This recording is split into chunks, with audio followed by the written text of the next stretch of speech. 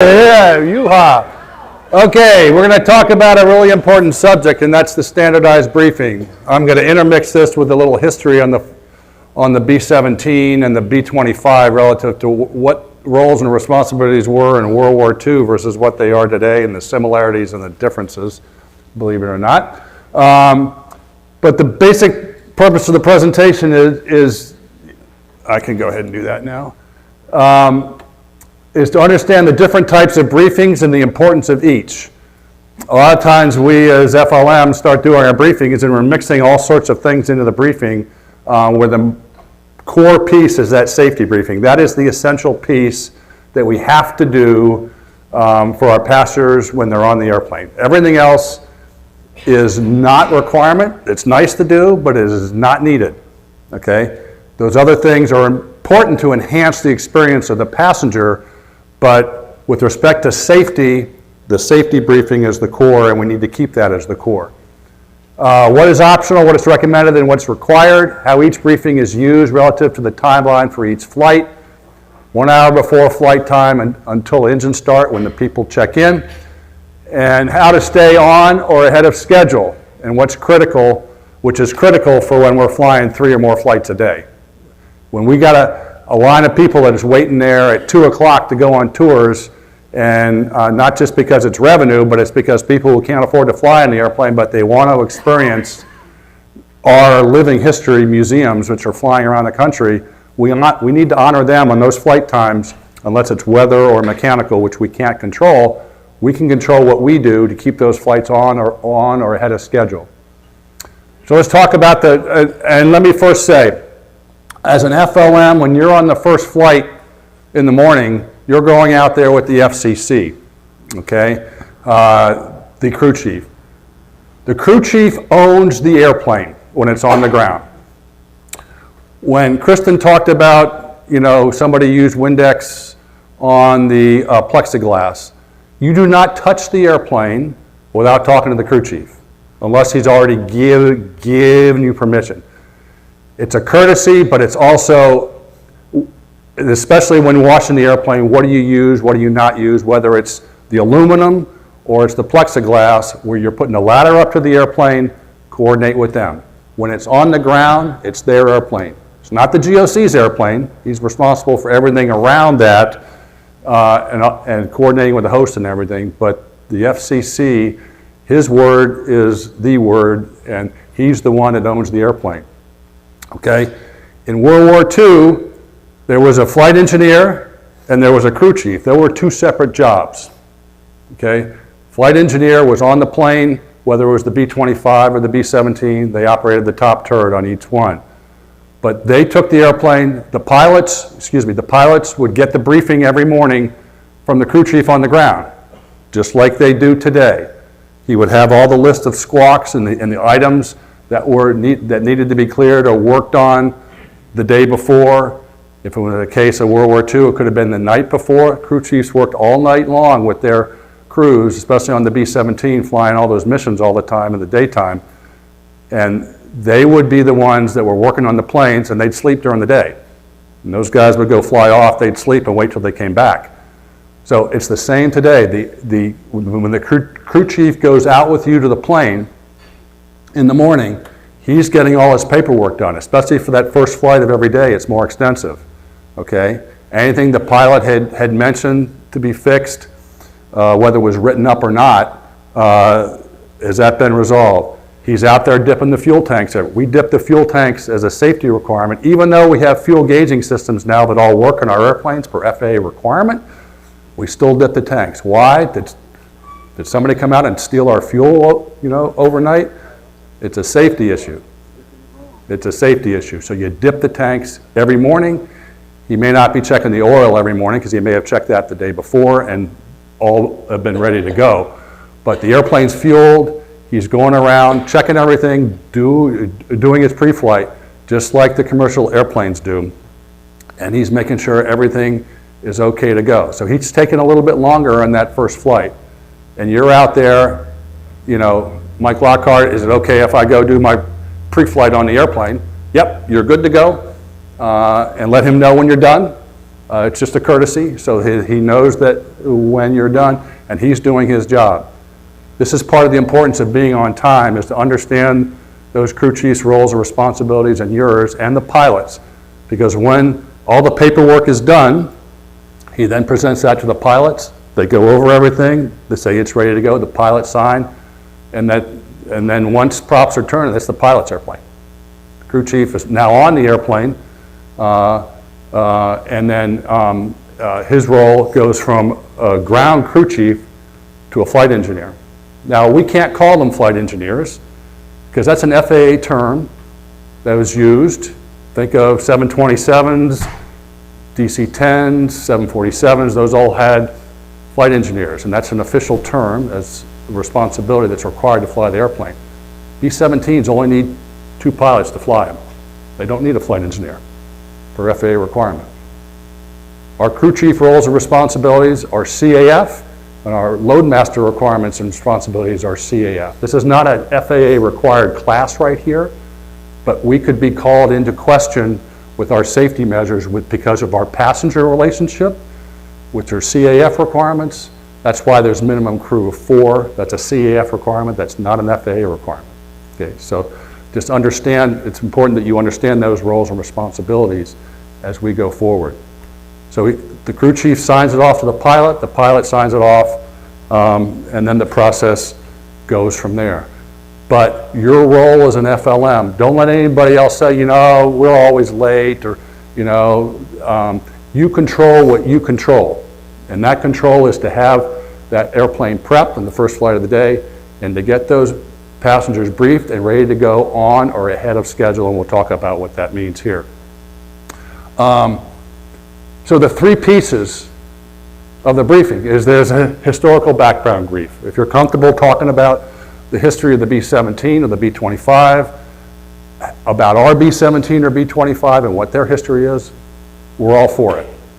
If you want to learn more about that, whether you can do it through the books that are available on the in the trailer, and I highly recommend that you all get one of those, just so you have those for your plane, little nighttime reading.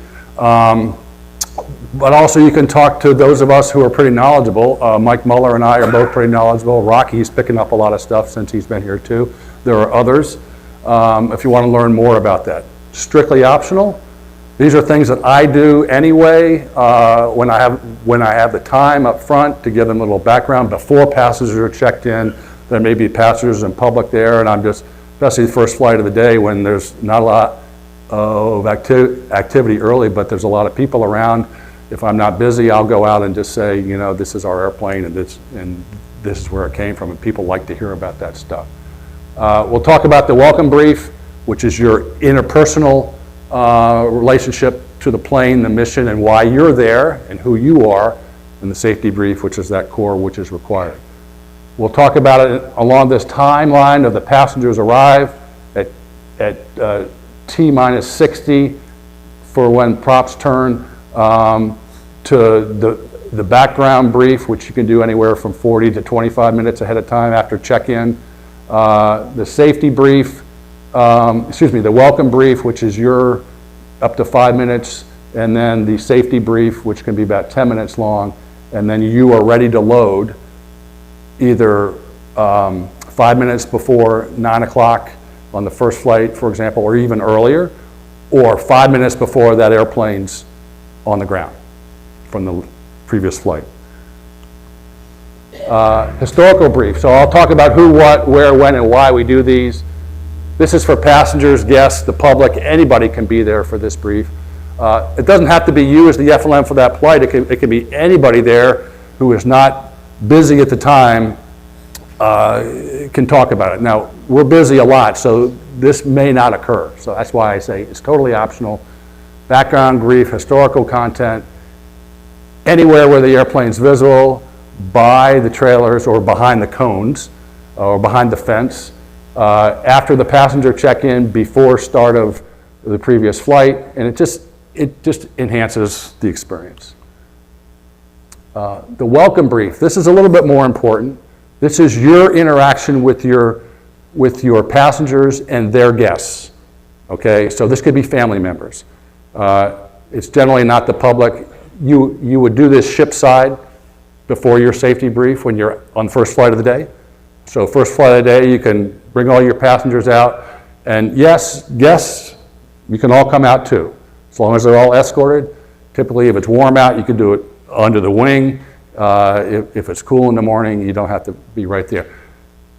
You do this every day being up next to the airplane. For many of these, this is the first time they've ever been up next to a 17. This is a wow moment for them, okay? It's a wow moment. It's the first time they've ever been up next to a B-17, and they're excited. So enhance that experience, okay? What's your personal connection? What did you do in the industry if you want to talk about it? You know, why did you join the CAF? This is where you talk about, thank them for flying. Because of you being here, this allows us to keep these warbirds flying and to take our flying museum around the country. Okay? It's a living history experience. Len Root taught me this with Raiders. Don't call it a ride. It's fine to call it a ride in here, but our 6802, which I'll talk about, this is called a living history flight experience. Okay? That's what it is. So that's what we do. It's exciting. Okay? Ask if anyone has a personal connection to a World War II veteran. Okay? Their dad, their grandfather. Sometimes we know in advance through the ride coordinator somebody's coming that has their mom, their dad, not their mom in this case, there could be a WASP, had some experience in that, and they're bringing something. If you know that ahead of time, walk up to them and say, would you mind talking about the experience? Don't put them on the spot in front of everybody because they may not want to talk about it. But if you know about it ahead of time, ask them if they're willing to talk about that. And if they are, let them say it. This is where you use that a little bit of extra time to enhance the experience for everybody. I put those people in seats where if their dad or grandfather was a radio room operator, I put them in that radio room seat, for example. Describe the flight timeline. We're going up, it's going to be 20 to 25 minutes. If you know where you're going to be going, if we're in Chino, we fly the same route every time, and that's because of air traffic control restrictions.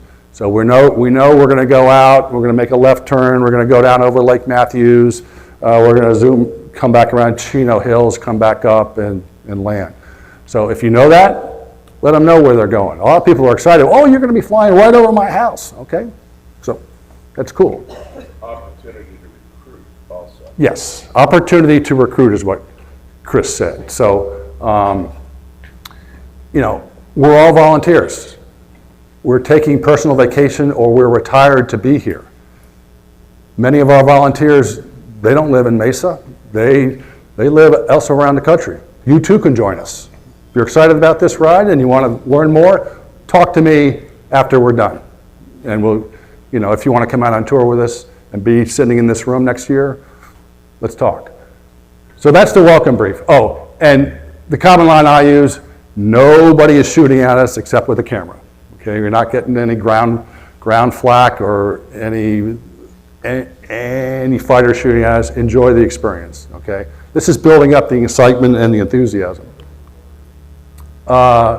If it's the first flight of the day, I already said that, under the wing. If it's other flights, it's in a quiet area. It's T minus 20 or after the previous flight has departed. Your timeline, your time hack on the second and subsequent flights is that flight departs, you got 20 minutes, minimum, 25, between 20, to do all of this. Because that plane's not coming back for 20 to 25 minutes. So that's your time hack as to when you are ready to go, if not sooner. But you want to give people the ability to watch the plane take off, okay? Let them experience that. Don't try and talk over a B-17 rolling down the runway. It's not going to work very well. You're not going to get their attention. Not going to listen to anything you say. Be quiet. Now the challenge is the B-25 may be coming back in and landing just as that other one's taken off, So you're going to have to herd cats a little bit on that one because you don't want to be running into your time with the airplane that's not, you are not the load master for. But just recognize when that happens that they may be a little distracted, let it pass, and then start, and then keep going. Personal engagement, connection to our mission, enhancing the flight experience, that's all part of the welcome brief. So again, highly recommended, but if we're crunched with time, especially if we're taking passengers and briefing them who arrive late, where another FLM is doing the briefing, you're not going to be doing this. You're going to be going straight to the safety brief, doing it straight from the book as you do that. Safety brief, 10 minutes long or less. Passengers, you can still do the guests again. They can still listen to all this. Required safety brief, it's specific to the airplane. We'll talk about that. Read the FAA statement. Okay to read the checklist directly, line by line, but don't drone on without eye contact. I don't recommend you do this unless you're learning to start with as you go through it. Generate your own mental checklist as you get experience. You're glancing through there, you're checking, you make, yes, I covered that, I covered that, I covered that. Review the checklist at the end to make sure you did not miss anything. Stay positive. Flight attendants don't use the word accident or crash. They use emergency, in case of an emergency, and that's rightly so. We don't want to, they know that, but don't, just in case of an emergency. Okay? Emergency can be anything. It can be smoke in the cabin, it's not, so just use the word emergency. That's all you need to do. Instead of those negative words. Keep it positive, but they know what emergency means. Review the exits at least 3 times, okay? On the 17, I mentioned the control cables 3 times as well. But the reason is they're excited, they may not remember. So you do it in the briefing, you do it when you walk up next to the airplane for those in the back on the 17 or the 25, and you show them, because the crew chief will take care of those in the front. Those are those exits on the outside. And then when you sit them down on the inside, there's the exit. You walk up to the radio room on the 17, there's the exit, there's the third exit, the escape hatch out the top. Walk forward or go out the door that we came in. 3 times on those, it's really important.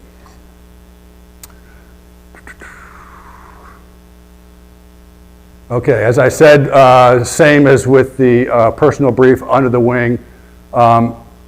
You may want to take these things too. At some FBOs have a room. We've done them in rooms before where we take them inside to do it, because you can't do it ship side except on first flight of the day or if there's a big gap between flights sometimes. But get in an area that's quiet and you have their attention away from the flight line. If it's a quiet flight line, it's fine. But just remember there's a B-25 out there or a B-17 out there too coming in and out. Late arrivals, briefed by the FLM. This is going to be really important with this new checklist. If people show up late, what we're going to do is we're going to have the RC have them sign the physically sign the manifest to get the information. If that briefing is going, so there's 2 cases. One, they arrive as the briefing is starting, get them out to the briefing. Don't sign the manifest in that case. When they're done, bring them back. They can do the sign in and then be all ready to go. If they're really late, another FLM is doing the briefing. If they're a comp, many times we'll comp the FBO or somebody who has helped us. And many times those, and many of you have done this, the GOC says, yep, they're ready to go, get them on the airplane. Here's the manifest, please sign the manifest. I'll give you a safety brief, the quick safety brief, get them on the plane, get the manifest, that's what we need. To get them on the plane, we only need the manifest. When they come back, they can do the rest of the form. Okay? Do not make the plane late without getting, just remember, we only need the manifest signed to get on the airplane. The other information is not safety related.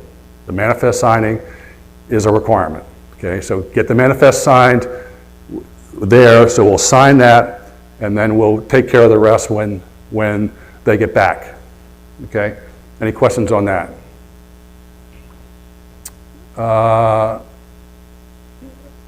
Prepare for potential emergencies, keep them safe, make experience enjoyable for them, okay? It's fine to relate some anecdotes during the emergency. It's fine to talk about, you know, I don't want to have to go grab you if you walk through the bomb bay, so please don't go through the bomb bay, because if I get a call from the flight engineer, it's going to make me look really bad. You don't want me to look bad, do you? That's okay. Okay, but stay on. I mean, don't go into a segue about, oh, I remember the time when 3 guys went up there and, you know, it took me 10 minutes to, you know, and all of that. No. It's fine to personalize it a little bit, but don't get carried away. Okay, safety briefing checklist. This is what I use. I print this and I put it in my book. I'll have to do it again now because I got 2 new books. I got one for the 17, one for the 25. This is the checklist that I have, so I don't have to go flip through all the pages, okay? So this works for me. If you want to do it, great. But this kind of summarizes. I've reviewed the manifest. I have my personal copy, whether it's paper or digital. I've done the FAA statement. I've talked to them about the earplug protection and the air sickness bags, whether I have them in my flight suit or I know where they are in the airplane, and I've told them about that.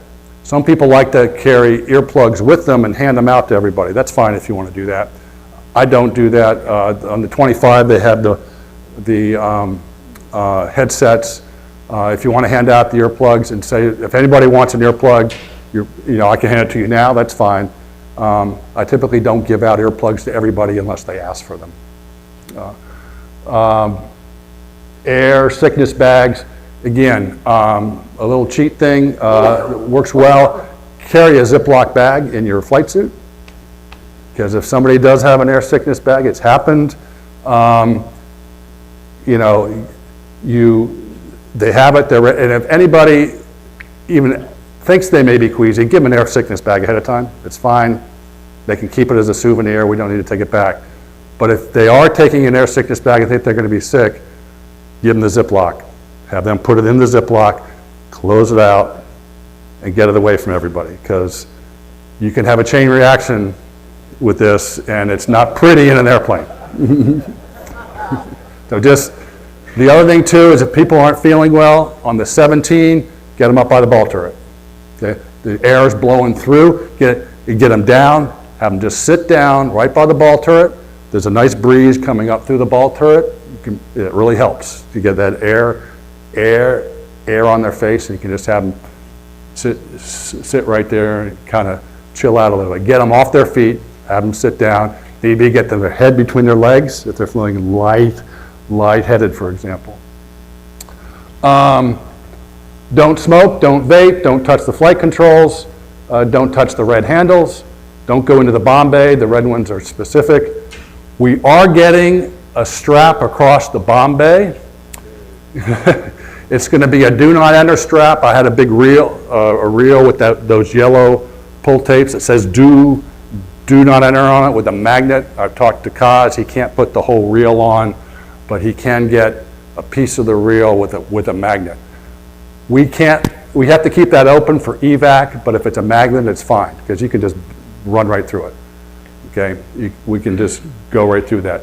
But just having that barrier there will help with people not going. Big do not enter. What part of do not enter did you not understand when you walked up to the crew chief? So just an additional thing. So just FYI, that's coming. Aircraft entry, seat belts. Excuse me, let's go back to the 17. You know, the ladder, it's okay to touch the yellow, don't touch the red. And you can expand on all these. This is not all inclusive. This is just a trigger on your point for once you've read through and know all the things in the manual that you have this checklist. It's like pilot checklists, okay?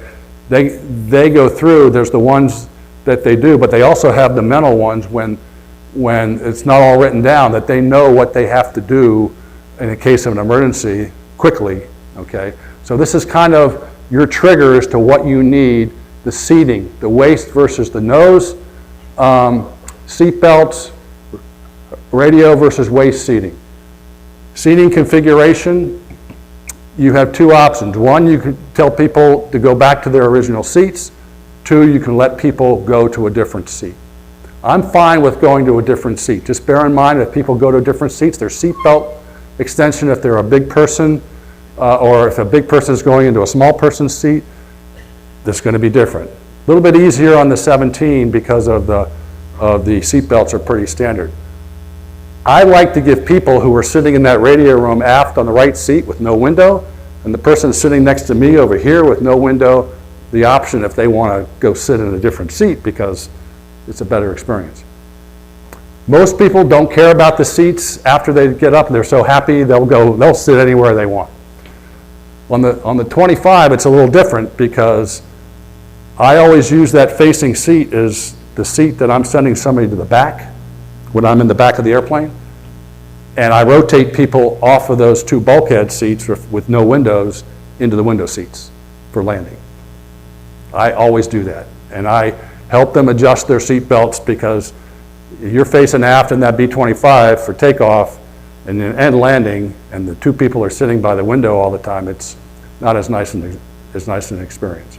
Not required, but for passenger, I do that, and you just got to realize that you may have to help them with seat belts if they have to be pulled out, especially with those B-25 ones. I jumped ahead a little bit there. Emergency exits and evac I covered. From a communication, a little bit easier on the 17. Raise your hand. FLM is going to be in the headset.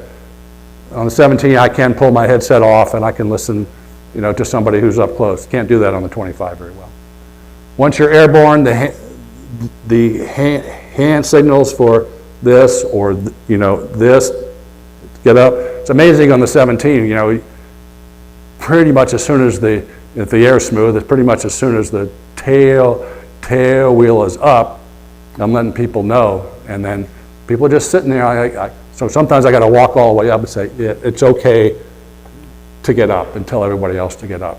Same with what's coming when you want to buckle up and sit down. Pictures, videos are all fine. 3 points of contact, especially when they're taking pictures, that they're just standing there taking pictures. Not the best thing to do, even if the air is smooth, you don't know. But just tell them, whether it's they put their butt against the wall or they do this. I tell them on the ground, I'm happy to take a picture for you. They usually always forget. On the 17, it's always, the gun and gritting the teeth or whatever. And I say, you want me to take your picture? And they go, oh, yeah. So that's fine. Remember on the 17, you're always going to be in the back between the passenger, between the waist windows and the aft door. So nobody goes back there. Yep. Are those going to be online? Are those online? I've made them available. I don't think they are. I can make them available through Mike Muller to get out to all you guys. I think we've made them available before. They're on the tour site, I think, down at the bottom. Are these available online? These two abbreviated checklists. I think I've made them available once. The books. The books or this? No, the books are. Yeah. This is optional. We can make them available. If you want to use them yourself and print them, that's fine. Sorry, I jumped through the 25. The seating is different, waist and nose. Seat belts are non-standard. What's the seating rotation to going to the back? So you have to make sure they understand that. And the red light, when you turn the red light on, if they're more than 3 minutes, typically we turn the red light on for the back. The emergency exits are different, but you still brief them, and the rest are the same. FAA statement. Usually the first thing you're going to do is I'm required to read this statement as required by the FAA verbatim. Please do not ad lib on this, even though it's awkwardly worded in places as you read through it. But please read it through. And then at the end, let them know why we're doing this, okay? I do not want to hear anybody saying the FAA did not exist, okay?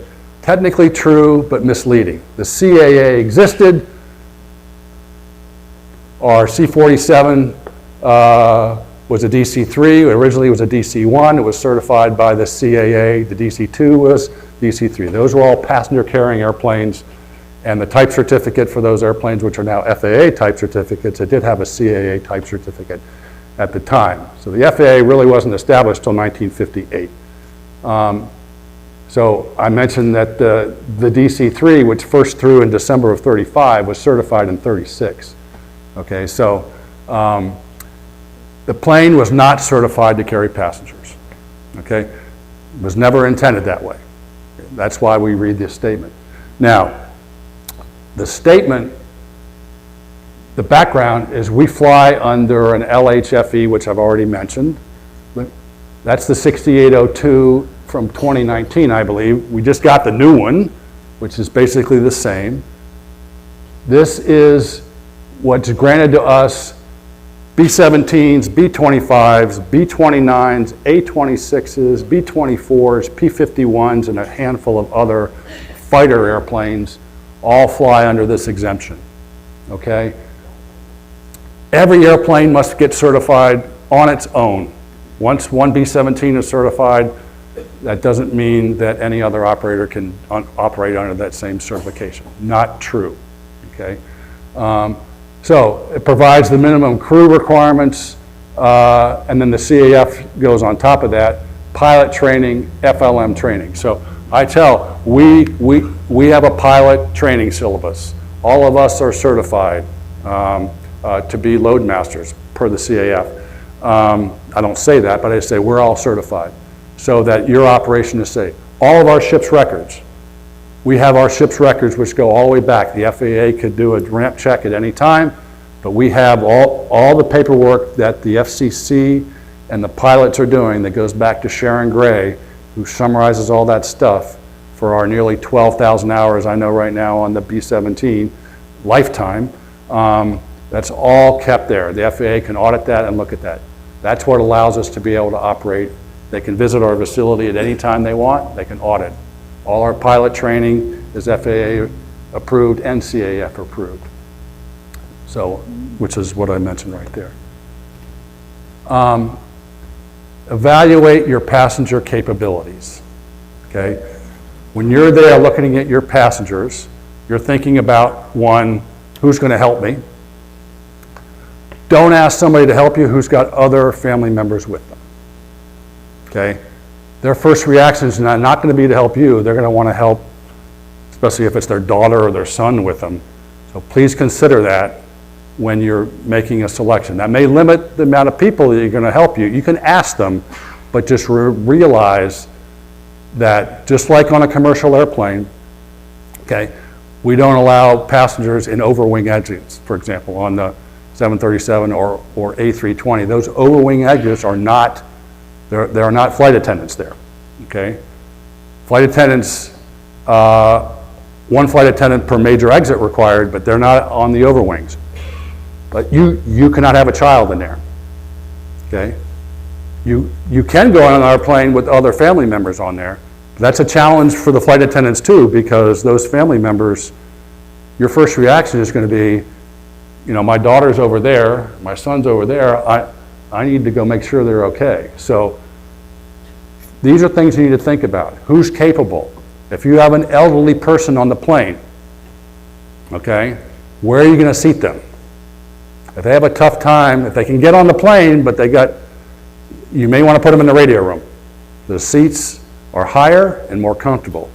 You still got to deal with that big step by the ball turret, but as people get older, it's the climbing that's the problem. That's why the 17 is the best airplane to put in the back, is where you put people who are capable but may struggle a little bit because they can't get up the ladders on the 25, they can't get up the front ladder on the 17. So think about that. Are they with somebody? If they're with somebody, they're going to be the ones providing the care and help them get out the airplane first. If they're by themselves, Where am I going to put them? How am I going to deal with them? Putting them in the radio room is the best place, because just like on a commercial airplane, if you get on that airplane with a wheelchair, you're the last one going out, because you got to get all the capable people out first. Okay? Spending time getting an elderly person out slowly through that back door, time is important. Time is important. Blue Bonnet Bell, everybody got out, but you see the picture of that airplane and you go, how did anybody survive?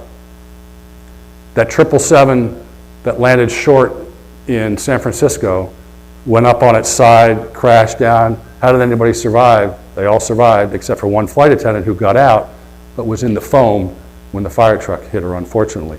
But everybody got out of the airplane. But you look at the pictures, how did anybody survive? Time is critical.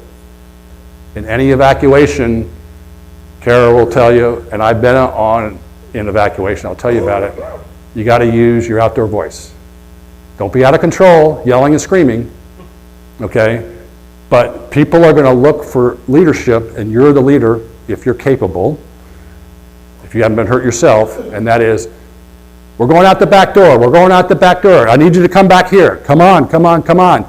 You know, getting him back, get that door open. If you need to pop the red handle to get it out, you got to use your outdoor voice in control, because they're going to be looking to that, and they're going to listen to you. Because if you're in control, they'll feel safer than if you're out of control, okay? MD 80 evac test on, so that I'm dating myself, in the early 80s, I volunteered, and what they used to have to do is they got volunteers, but they had to get every age group on these airplanes. Okay, so they had so many 30-year-olds, so many up to 80 years old. And then they blocked half the exits. We came through a tunnel, we got on the airplane. We're all sitting there, and there's airline flight attendants. They blocked half the exits. We didn't know, and the flight attendants didn't know which ones they were going to be. The pilots were up front. They go through all of the overhead bins, and they throw out all the stuff. So it's styrofoam, so it's not heavy, but it's still there to block. They open up one, flight attendant hands me a baby. This is your baby. Okay. Now I'm in the third row on the right, before the right over the right door, which was used to service the galley. And then suddenly the lights go out, emergency lights come on, and all hell breaks loose. And it's flight attendants using their outdoor voices. Come on, come on, come on. Pilots come through the door, and they're going right down the middle of the aisle, trying to get past me. They can't get past me, so finally they go over the backs of the seats, boom, boom, because they're trying to get back to the overwing exits to help people. Okay, and those pilots were at that time. And I go down the slide, and I was like the fifth person out and just watching the rest. And we don't do those tests anymore. You know, because on the MD-11, we had a woman tumble out and got paralyzed, hit her head. Evacuations, you're going to get hurt. It happens. You're going to get hurt. That's why we don't practice them as much, because when you're getting people out, if you got to go out that front hatch and there's nobody there and you go out awkwardly, you could get a broken ankle, but it's better than being dead, okay?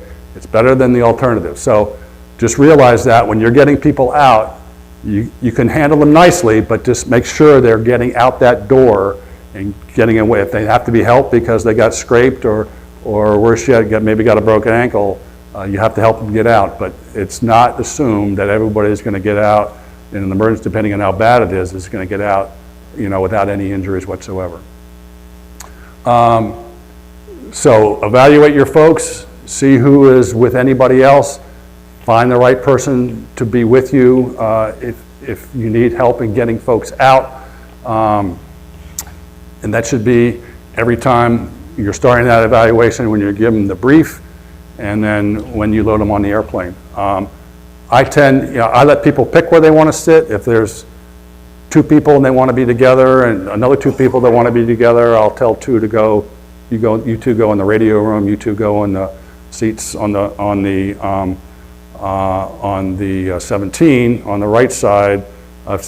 25, there's only 4 seats, so it doesn't really matter that much where they sit.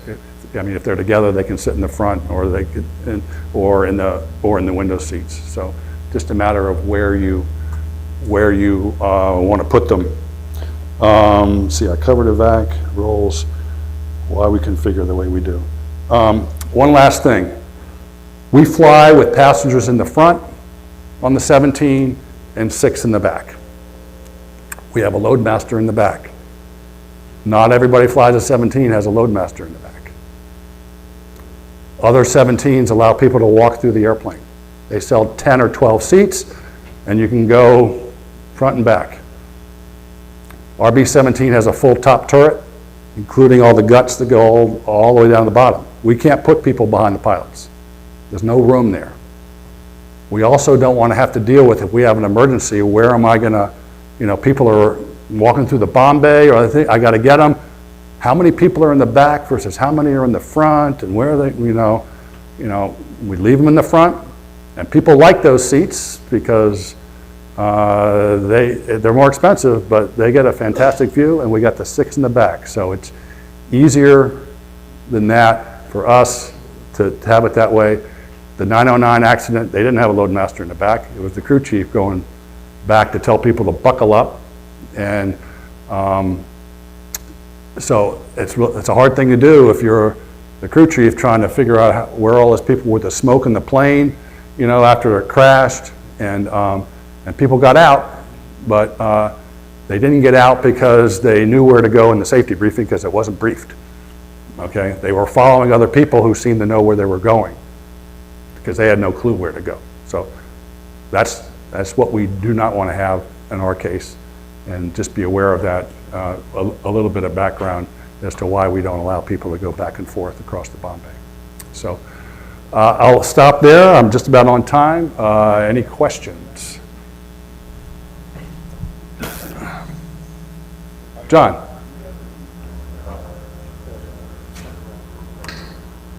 Go ahead.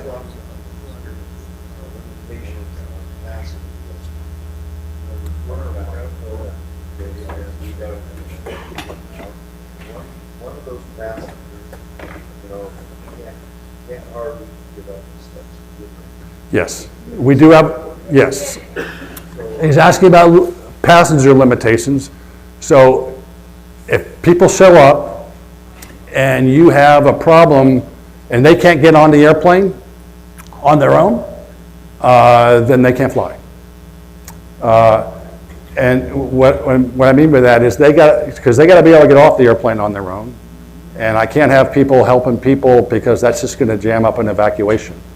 So, and I've had somebody walk with a cane right up to, it was in Seattle on the 25, and I took his cane and he climbed up the steps without any problem. So don't assume the worst. You can be wary, but don't assume it. And if need be, take them out to the plane and say, sir, can you? I like to know about those things ahead of time because I've told people to come out a day in advance, and because they say, I don't know if I can get in, come on out, and I won't charge you for a tour, and you can see if you can get in the plane on your own. If you can, no problem. No, I don't remember that one. A guy with no leg, yeah. So don't assume that you know the answer until but also be aware that people, especially, they may get a lot of energy, and the adrenaline flows, and they'll do things that may surprise you. So, but you have to evaluate as to what you see. I had to prevent a guy from World War II veteran. He was with the Third Army, so he was under Patton, and he had witnessed a B-17 crash, and he wanted to fly in the 17. He had tears in his eyes. He was going out to the plane, because I asked his son about that. He says he's remembering, but he couldn't hear, and he wanted to get up that plane. He couldn't hear anything, and he struggled getting up into the plane. I had to apologize and say, I just can't take him. And when you do that, you got to talk to the pilot. Don't make the decision on your own. Talk to the pilot. You can talk to the GOC too, but it's really the pilot, in this case, has the ultimate authority of saying somebody can or cannot get off the airplane. So involve the pilot in the decision because it helps you defend yourself if somebody should say, why didn't you allow that person to get on the airplane? Well, wasn't capable. So talk about the hold harmless, and that's gonna be more difficult. In the scenario that you talked about, someone coming in late, they sign, are we putting them on the plane without the hold harmless sign? Yes. No, because they signed Electronic one. the hold harmless. I have the backup. That's bad, okay. Yeah, so the RC is still going to have that with all the crew signatures on it. It's going to sit there. And that acts as the hold harmless. Yes, yeah, so that part we've taken care of. Now we got to go back and fill out the rest of it, whether it's a comp or a passenger, that allows us to fly. Don't let the form get in the way of late, it's their, they shouldn't arrive late, but we will honor their money and get them on the plane. Make sure you brief them on the safety brief. So, yeah.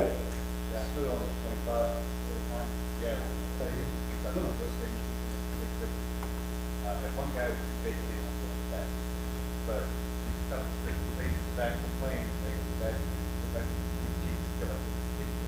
That's right. and it really like, and you look him out, once they see the window, the other face is back, and once they see the face is back, it's really enjoys a lot more. Those things make it very difficult to keep the face. Yeah, so when that person goes to the back and I immediately take somebody off the bulkhead and put them in that seat so they have a window right there and then. I forgot to reinforce. You want everybody ready to go so that when your B-17 or B-25 arrives and they're going on that flight, they can watch it arrive. And then when that plane, as soon as the props stop, you got your passengers, as soon as it's cleared, you got your passengers out under the wing. Right there. They are ready to go. When you're ready to go the first flight in the morning, tell your crew chief and tell your pilot, I'm briefed. I've been ready to go at 8:30 for a 9 o'clock flight. Everybody was there. I briefed them. It may not happen with the new form, but even more critical that get the form done and get passengers briefed and ready to go, because you do not want to be the long pole in the tent. And I get pilots that say, oh, your passengers are all ready. Oh, I'm going to run in and use the restroom. I'll be right back. Let them know that you're ready. Yep. One more question. All of this process, the 50 for this, one thing that I have noticed that we'll be able to figure out with is loading, unloading, keeping a group picture in front of the airplane. And is there a suggestion that we're wrong because pilots love it, sometimes they Yeah. There's no suggestion on that. You have to play that by ear. It is not a requirement. It's a nice thing to have. On the last flight of the day, it's easy. Some pilots don't even get out of the cockpit. They're ready to go. They're ready to load. So I'm not going to ask pilots to come out of the cockpit to take a group picture. So, first flight of the day before we take off. Last flight of the day after we all land. So, thank you for your time. 10 o'clock. Yep.